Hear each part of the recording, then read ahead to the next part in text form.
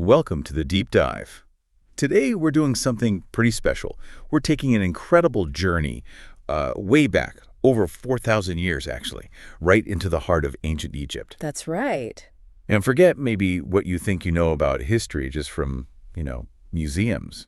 We're not just looking at dusty artifacts here. Not at all. We're actually digging into direct guidance from a mind that really shaped one of humanity's earliest, greatest civilizations. Now, for those maybe unfamiliar with the name, get ready.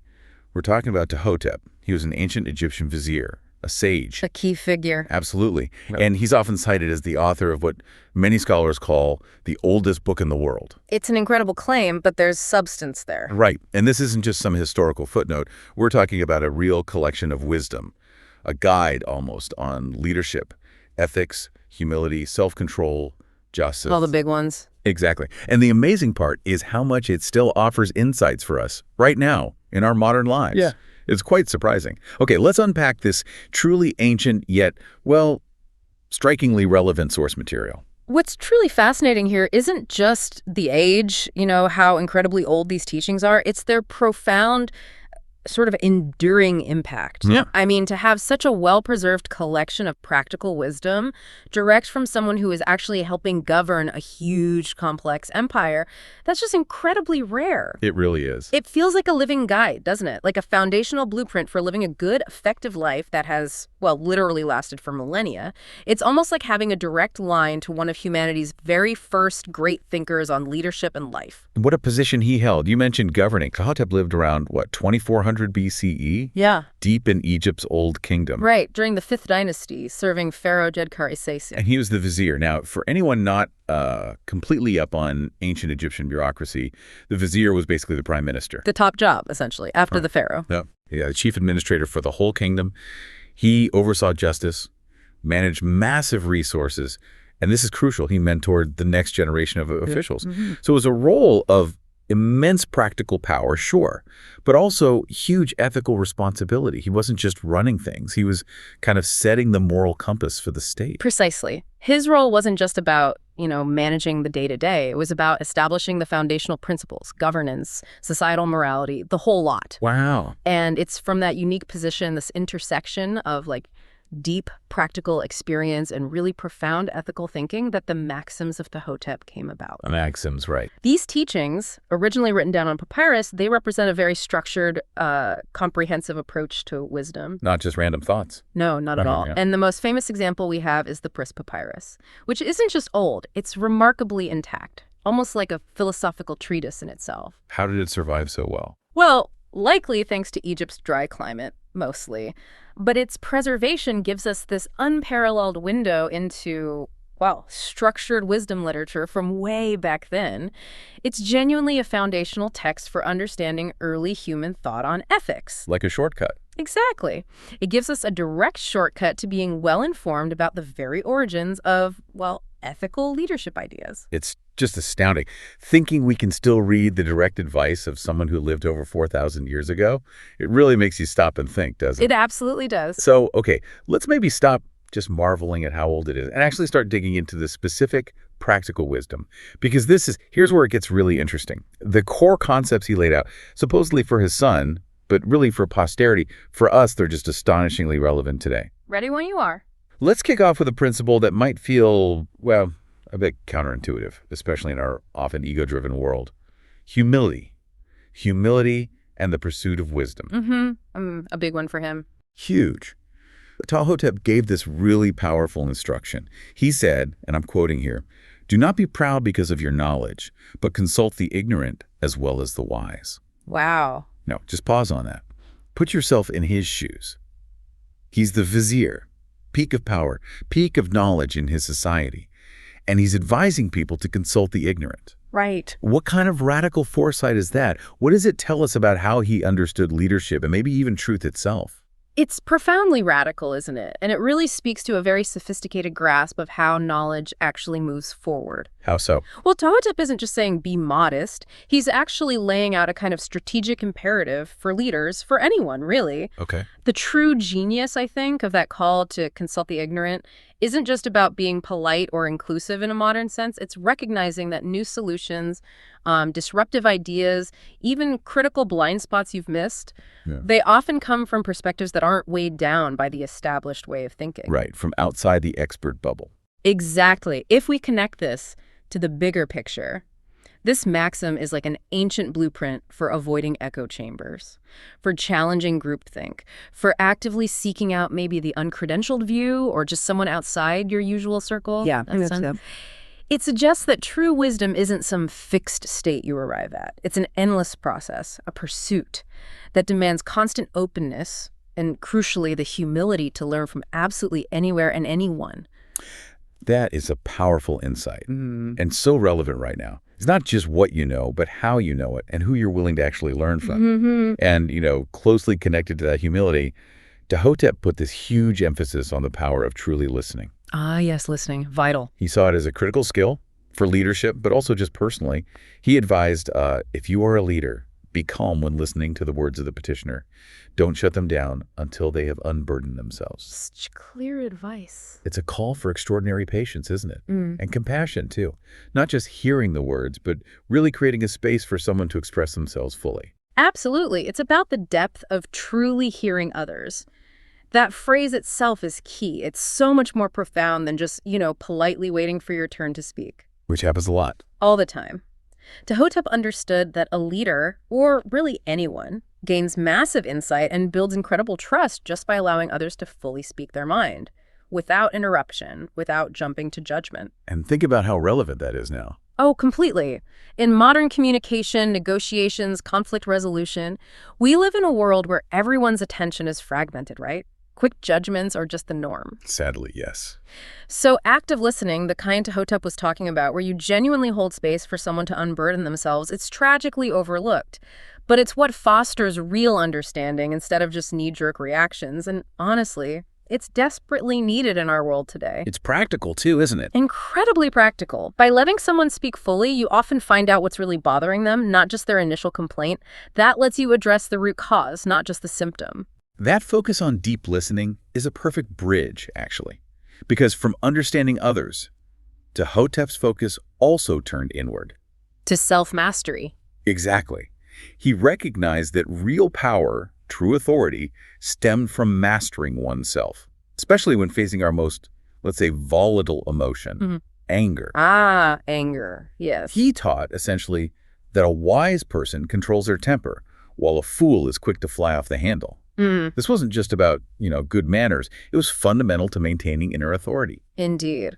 For Ptahhotep, this kind of inner mastery was actually more powerful and definitely more lasting than any external authority you might happen to hold. More powerful than being vizier, even. In a sense, yes. He understood that as vizier, sure, you could have immense power over others, but if you couldn't control your own emotions, especially anger, that power becomes corrosive. How so? It undermines your judgment. It alienates people you need. And ultimately, it can lead to your own downfall, your own self-destruction.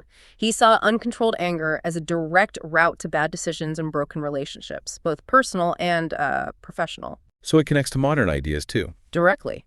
It connects straight to our modern concept of emotional intelligence and that crucial piece about self-regulation. Right. It's all about knowing yourself well enough that you can navigate tough situations with a calm, strategic mind instead of just getting swept away by impulse. That ability to choose your response rather than just react. That's a timeless sign of real strength. It really sounds like he was an early champion of emotional intelligence, centuries before we had a term for it. You could definitely say that. And given his job, ultimate judge, keeper of law and order, it's probably no surprise that Ptahhotep placed huge value on justice and fairness. Absolutely central. Not just as nice ideas, but as the actual foundation of a stable society. He didn't pull any punches either. He stated, do not cause fear among men, for God will punish accordingly. Strong words. Very. This wasn't just about avoiding being cruel. It was about the ethical weight, the responsibility that comes with having power. Absolutely. And that maxim goes way beyond just simple kindness or good behavior.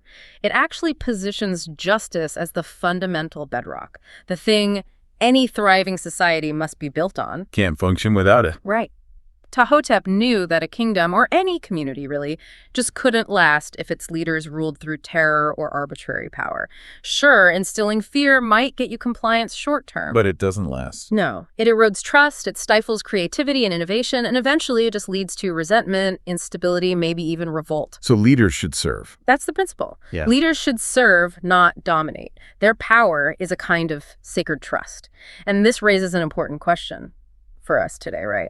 About the responsibility that always comes with power. Definitely. It connects directly to all our modern discussions about ethical leadership, about equity, accountability in business, in government, everywhere. So the core idea holds. Completely. Whether it's a corporate boardroom or running a country, the idea that power is best used through fairness and respect, not fear, that remains profoundly true. It's just incredible to think these foundational ideas of ethical leadership were being spelled out over 4,000 years ago. And really is mind-boggling. And while he was focused on these big societal structures, Ptahhotep also brought his wisdom down to the more personal level, the intimate sphere of family and legacy.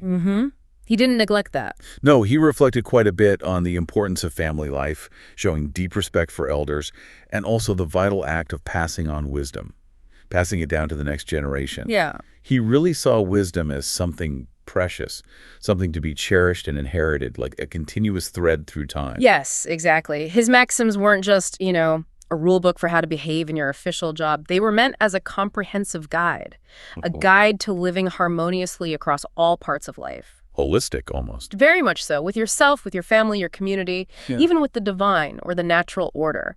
He understood that a well-run state kind of starts with well-run households. Makes sense. And this aspect, it really speaks to that enduring human desire we all have, I think, to leave a positive legacy, to pass on not just stuff, material wealth, but valuable knowledge, ethics, our culture, to those who come after us. That makes you think. It really does. It encourages you, the listener, to think about your own impact, doesn't it? Your relationships, the wisdom you're gathering, and maybe what you hope to share. It's about seeing yourself as part of this long chain of learning and living, contributing to something bigger, something longer lasting than just your own lifetime. So, okay, after this whole journey 4,000 years back, you might be sitting there asking yourself, right, why should I actually care about some vizier from ancient Egypt? It's a fair question. Why should his words from a world so totally different from ours still matter in my modern busy life? Well, I think the simple answer is his wisdom is genuinely timeless. It just cuts through the noise, whatever the era. I mean, think about our age, an age where ego and noise and division often seem to dominate the headlines, dominate our social media, our daily interactions even. It can feel that way. And Ptahhotep just calmly reminds us of the profound, often quiet value of things like humility, justice, deep listening, and that inner mastery we talked about. So what does this all mean for us right here, right now? Well, I think it means that his teachings really serve as this incredible bridge. They connect us directly to our ancient past, sure, but they also offer incredibly practical guidance for navigating towards a more maybe compassionate and balanced future. A bridge, I like that. He articulated these universal truths, about human nature, about society that just remain unshaken. Millennia passing, technology advancing. None of it really changes these core things. Fundamentals. Exactly. The enduring power of what might be humanity's earliest documented philosophy is that it strips away all the superficial stuff. It reminds us of what truly matters for a life well lived, for effective leadership, for a society that actually flourishes. Yeah. It's really a testament, I think, to the fact that some basic human challenges and aspirations, they haven't actually changed all that much. And that really wraps up our deep dive into the incredible wisdom of Ptahhotep, the ancient Egyptian sage who, gifted humanity with what many consider the world's oldest surviving book of philosophy. Quite a legacy. Isn't it?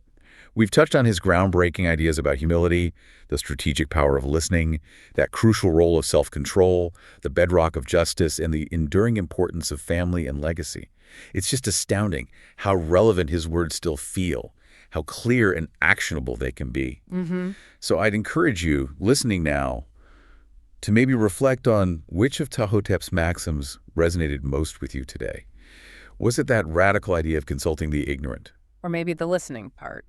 Or perhaps that profound patience needed to truly listen until someone has, as he put it, unburdened themselves. And maybe consider this provocative thought.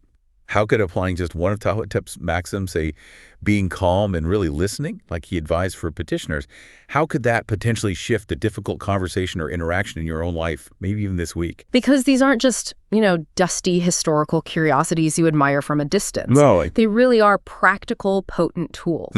Tools for navigating your world right now, in your relationships, at work, in your community. The pursuit of wisdom, it really is an eternal journey, isn't it? It seems so. And as we've seen today, these ancient voices, like Ptahhotep's, they still have so much to teach us about leading, about living, and about connecting with each other in a truly meaningful way.